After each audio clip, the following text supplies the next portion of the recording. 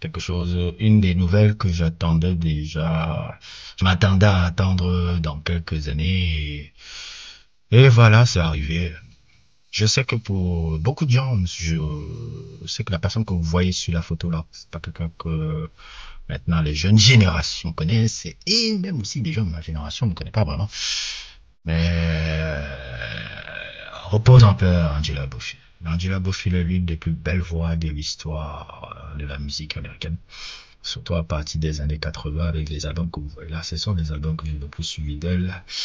Elle avait été incroyable un peu à la période des années 80. Elle n'avait pas eu beaucoup de succès, mais c'est quelqu'un qui avait un succès d'estime un peu dans les albums qu'elle sortait. C'est elle qui venait un peu d'un background, un peu de jazz. Tout, c'était assez plaisant de voir. Bon, les aficionados, un peu comme Questlove, un peu lui rendre hommage. Sheila et l'ancienne batteuse de Prince lui rendre hommage.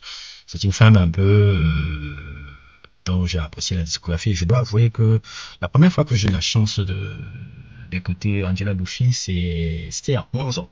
C'était à 11 ans. À l'époque, il y avait le mixtape de Big Rita, comme vous voyez là. Il y avait ce son là, comme vous voyez là, qui s'appelle Over the Sky. Et j'étais fasciné par la production qu'il avait fait là-bas. Et je m'étais dit, ah, il avait samplé qui? Je m'étais demandé toujours, mais il a samplé qui pour faire le morceau? C'est vrai qu'on va ça s'appelle The Mountain, qui est tiré justement de l'album, si vous voyez. Et c'est comme ça que je suis dans mon savoir. C'était incroyable.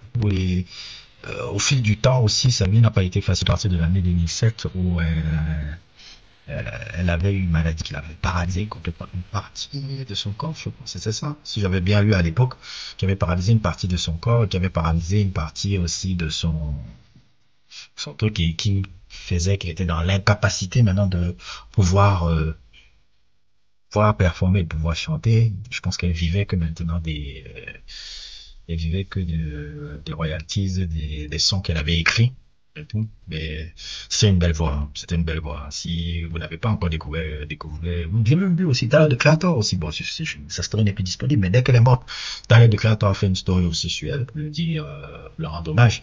C'est une femme que je me conseille vraiment de voir. Si les gens ne connaissent pas encore qui est cette femme-là, allez le truc, mais pour moi, elle a été importante dans les années 2010 pour moi. C'est l'une des plus belles voix américaines que j'ai écoutées. Et je ne pouvais pas ne pas faire quand même un petit hommage un peu à qui elle est. Pas forcément faire un long sujet. Je n'ai pas encore vraiment l'inspiration pour faire un gros sujet. Peut-être dans l'avenir, je vais faire un gros sujet bien calé pour vous expliquer un peu qui est cette femme-là et comment elle a été importante pour moi aussi dans la musique. Mais faire une petite vidéo un peu de remerciements, qu'elle repose en paix. Parce que moi, quand je fais les vidéos de repose en paix, c'est pas des vidéos, ouais, je repose en paix parce qu'elle est morte et je veux faire genre, c'est des gens qui m'ont vraiment marqué, qui méritent, disent ça.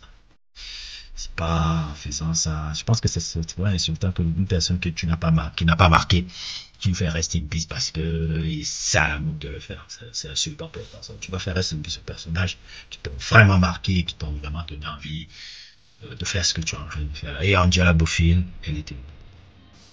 Repose en paix. Merci encore pour la musique. Merci pour cette voix.